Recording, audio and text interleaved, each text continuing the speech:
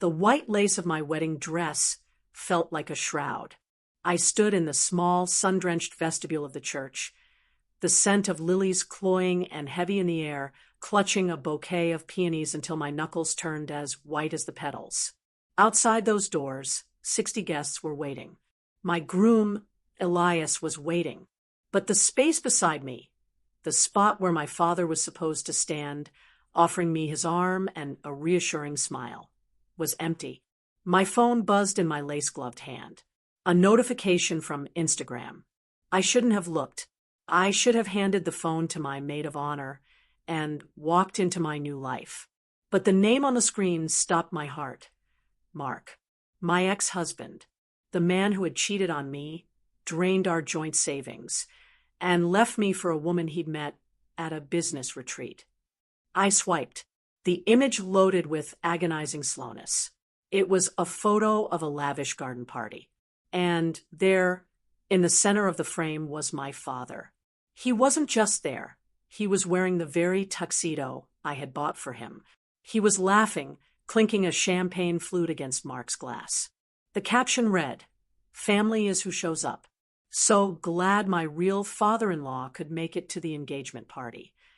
My father hadn't missed my wedding because of a sudden heart palpitation or a car breakdown, as my mother had whispered to me 10 minutes ago. He had chosen the man who broke me over the daughter who had spent her entire life trying to save him. To understand why I stayed in that vestibule, paralyzed, you have to understand who I am. My name is Clara. For 30 years, I have been the reliable one. When my younger brother, Leo, crashed his car while driving under the influence, I was the one who worked 3 jobs to pay for his lawyer. When my mother's boutique failed for the 3rd time, I was the one who dipped into my college fund to keep the lights on. I grew up in the shadow of my father's approval, a prize that was always dangled just out of reach. My father, Arthur, is a man of prestige. He loves winners. When I married Mark 5 years ago, I was finally a winner in his eyes. Mark was a high-flying corporate attorney with a silver tongue and a pedigree that made my father's chest swell with reflected glory. During that first marriage, I was the perfect trophy. I ignored the long nights Mark stayed at the office. I ignored the smell of expensive perfume that didn't belong to me. I did it because, for the first time, my father looked at me with pride. But when the truth came out, when I found the credit card statements for jewelry I never wore and hotel rooms I never visited, I became a failure again. You didn't try hard enough to keep him. Clara, my father had told me the day I moved back into my childhood bedroom, shattered. A man like Mark has needs. You should have been more accommodating. Now, you've embarrassed this family with a public divorce. Then came Elias. Elias is a carpenter. He works with his hands, he listens more than he talks, and he loves me with a quiet, steady ferocity that I didn't think existed. But to my father, Elias was the help. He was a step down. He was a constant reminder that I had lost the prestige of being Mrs. Mark Sterling. The morning of the wedding started with a lie. My mother, Elena, came into the bridal suite with red-rimmed eyes. "Your father, he's had a spell, Clara," she stammered, avoiding my gaze. "His blood pressure. He's at the clinic. He says he's so sorry, but he can't make it. He wants you to go on. Don't let him ruin your big day." I felt a surge of genuine terror. My father was older. I spent the hour before the ceremony crying, not for my wedding, but for his health. I offered to postpone. I offered to drive to the clinic in my gown. My mother insisted. "No, he needs rest. Just walk yourself down. He'll be watching the video." And then the Instagram post. The silence in the vestibule was broken by the sound of my own ragged breathing. I looked at the photo again.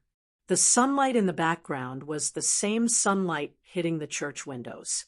He wasn't at a clinic. He was 2 towns over, celebrating the man who had humiliated his daughter. "Clara, it's time."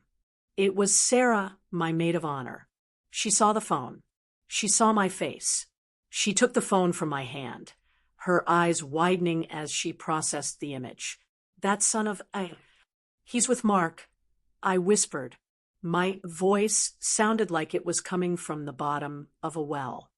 He told me he was dying so he could go drink with Mark. We're leaving, Sarah said, her voice hard. We're going to tell Elias, and we're getting you out of here. No, I said. A cold, crystalline clarity settled over me.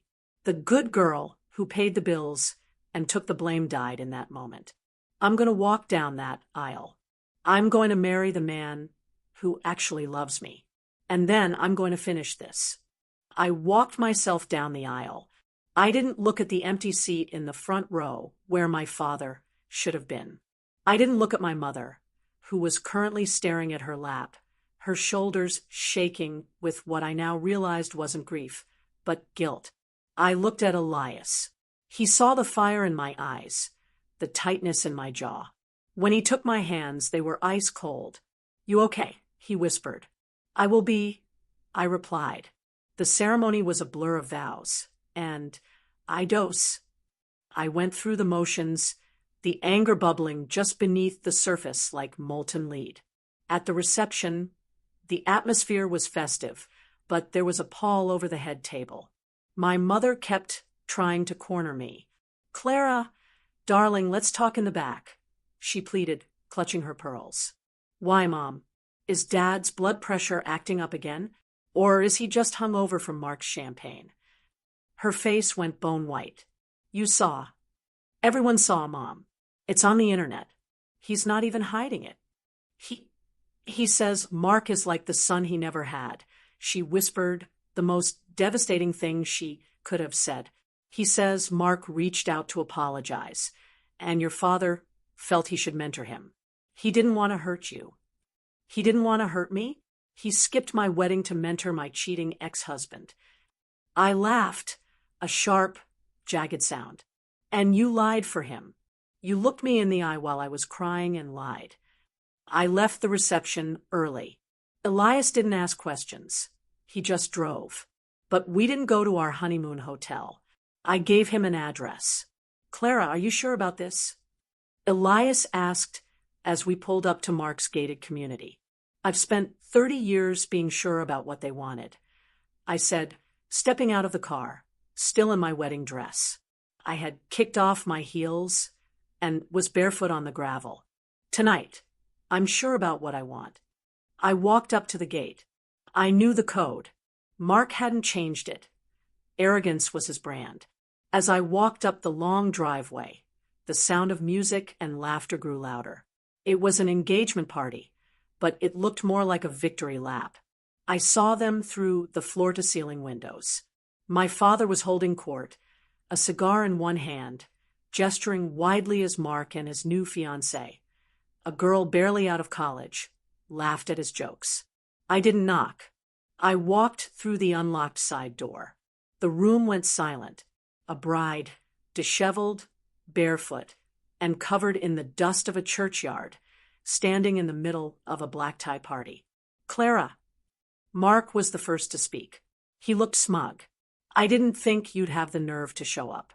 A bit late for the guest list, isn't it? My father stood up, his face turning a mottled purple. Clara, what is the meaning of this? You're supposed to be at your party. My wedding, Dad. It's called a wedding. Something you missed because of your heart condition. Now, see here, my father blustered, stepping toward me. Mark is going through a transitional period. He needed my guidance. You have that carpenter fellow. You're fine. I am fine, I said, my voice eerily calm. But you aren't, and neither is Mark. I turned to the guests, many of whom were old family friends. I'm sure you're all wondering why the father of the bride is here instead of at his daughter's wedding. It's because my father values money over blood. He values the prestige of a man who stole from his own wife over the daughter who paid his mortgage for 3 years when his investments failed. Clara, shut up, my father hissed. No, I'm done being the secret bank account for this family, I said. I pulled a thick envelope out of the silk clutch I was still carrying. I had picked it up from the safe on the way here. "What is that?" Mark asked, his eyes narrowing. "These are the records, Mark. The ones you thought you deleted from the joint server. The ones showing exactly where that business retreat money went, straight into a shell company you used to buy this house before our divorce was even finalized." The color drained from Mark's face. His new fiancée looked at him, then at me. "And Dad?" I turned back to my father. "I'm done. The car in your driveway. It's in my name. The insurance you're on. My policy. The loan I gave you last winter. I'm calling it in. All of it." "You wouldn't," my father gasped. "I'm your father." "A father shows up," I said, the words heavy and final. "A father doesn't lie to his daughter on the most important day of her life to drink with the man who destroyed her. You made your choice, Arthur. You chose the son you never had. I hope he pays your bills because I'm finished." The aftermath was a hurricane of flying monkeys. My phone exploded. Text messages from my brother. "Clara, you've lost it. Dad is a wreck. You're being so selfish over one day. Give him back the car keys." From my mother. "Please, think of our reputation. Everyone is talking. Just apologize and we can move past this." I blocked them. Every single one. The social media drama was even worse. Mark tried to post a clarification, claiming I was mentally unstable from the divorce. But I had the receipts. I posted the Instagram screenshot of my father at the party side by side with the text my mother sent me about his heart attack. The caption was simple. "Some people value the shadow of success. I'm choosing the light. Goodbye to the people who only loved me when I was useful." The guilt trips didn't stop for weeks. My father sent an email, not an apology, but a list of grievances. He talked about how much he had sacrificed to give me a good life. He talked about how I was spiteful and unchristian. I didn't reply. I sat on the porch of the small cottage Elias, and I were renovating. I watched the sunset, feeling the weight of 30 years finally lifting off my chest. It's been 6 months since that day. I haven't spoken to my parents. I heard through the grapevine that my father had to sell the car and move into a smaller apartment because he couldn't afford the property taxes without my contributions. Mark's new engagement fell apart after his fiancée realized his wealth was built on a foundation of legal fraud and impending lawsuits. Sometimes in the quiet moments, I feel a pang of sadness. I mourn the father I thought I had, or the one I wished I had. But then I look at Elias. I look at the life we are building, a life based on truth, hard work, and actual, unconditional love. I realized that family isn't a birthright. It's a privilege. It's earned through presence, through honesty, and through standing by someone when the world gets loud.